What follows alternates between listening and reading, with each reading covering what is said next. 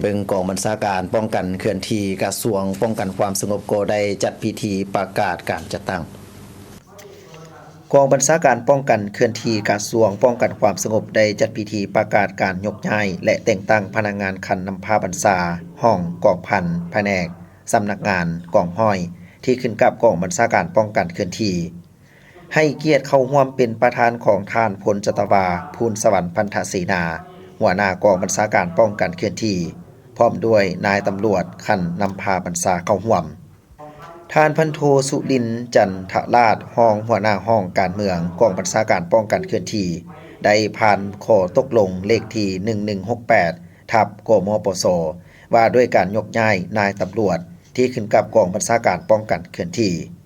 ในนี้ได้ยกย้ายสหายพันโทบัวพันธ์ดวงสอนจากศูนย์ฝึกอบรมวิชาเฉพาะครบวงจร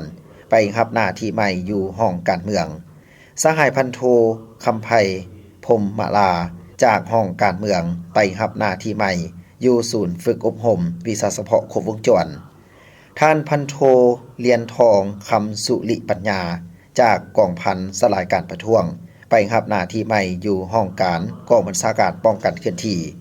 พร้อมเดียวกันนี้ยังได้ผ่านข้อตกลงว่าด้วยการแต่งตั้งนายตำรวจที่ขึ้นกับกองบัญชาการป้องกันเคลื่อนที่เป็นหัวหน้าห้องกองพันประกอบมีคือ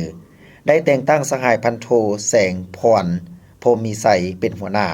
สหายพันโทเหรียญทองคำสุริปัญญาและสหายพันโทนางพวงแสงธรรมวงศ์เป็นห้องการสหายพันโทบัวพันธ์ดวงสอนเป็นหัวหน้าห้องการเมืองสหายพันโทวลือหานนามขาหลักเป็นห้องหัวหน้าห้องพระลาธิการสหายพันโทสุวรรณธรอุลลาสีเป็นห้องหัวหน้ากองพันสลายการประท้วงสหายพันโทสมพรจันทิราชเป็นห้องหัวหน้ากองพันตีพิเศษสิงตัวประกันสหายพันโทคำไพพรหมมะลาเป็นหัวหน้าศูนย์ฝึกอบรมวิชาเฉพาะครบวงจรส่วนหัวหน้าและห้องที่มีอยู่แล้วแม่นรักษาไว้คือเก่านอกจากนี้ยังได้ประกาศแต่งตั้งนายตำรวจขั้นหัวหน้าและห้องแผนกสำนักงานกองห้อยของบรรดาห้องกองพันที่ขึ้นกับกองบัญชาการป้องกันเคลื่อนที่จำนวน42สหายตื่มอีกในโอกาสนี้ท่านพลจตวาภูลสวรรค์พันธศรีนาได้กล่าวแสดงความย่องยอสูงเสยต่อบรรดาสหายที่ได้รับมอบหมายหน้าที่ใหม่พร้อมทั้งมีทิศชี้นำให้สืบต่อ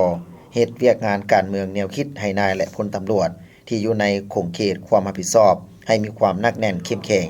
พร้อมพากันสร้างให้กองบัญชาการมีความเติบใหญ่เข้มแข็งด้านปริมาณและคุณภาพ